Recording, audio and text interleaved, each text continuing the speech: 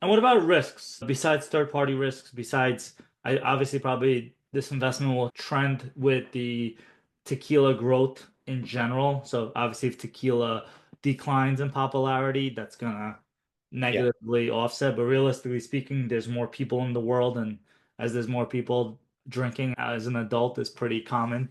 So you would assume that the demand will grow for almost all spirits to some extent. But besides just overall de demand for tequila, what other risks should an investor be on the lookout for something like this? Yeah, you touch on a very good one. So just the overall market risk, demand for tequila dropping, which is always a risk in any market, of course.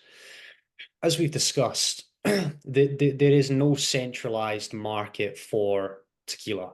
So it's not like the stock market, for example, where you can go and list your stocks and you've got high liquidity with that kind of asset class. These kind of asset classes do not offer that. You've not got that centralized market. So that is a risk that investors must take into account, is that liquidity risk that you've got there. You've got the market risk, liquidity risk. Of course, you've got the asset risk as well. Very important to touch on. You are owning a tangible asset that's not in your possession. It's held in a government bonded warehouse in Mexico.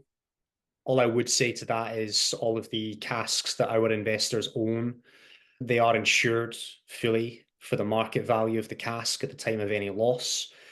So essentially, any loss or damage to their asset through no fault of their own, they are fully covered for that.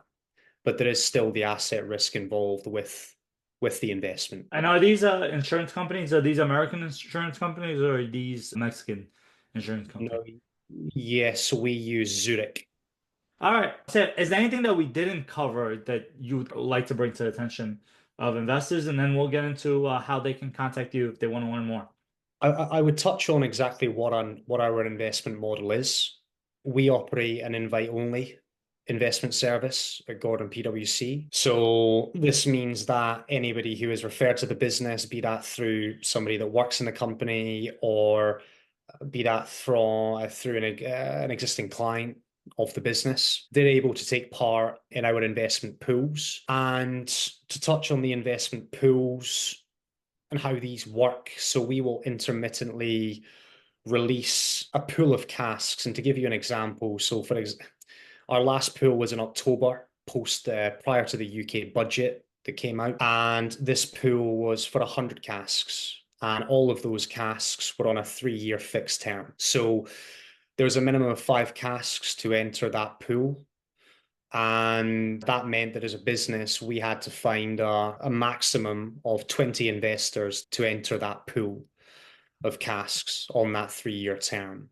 So, yeah, that is the business model, the investment model that we operate, just so that investors do know that.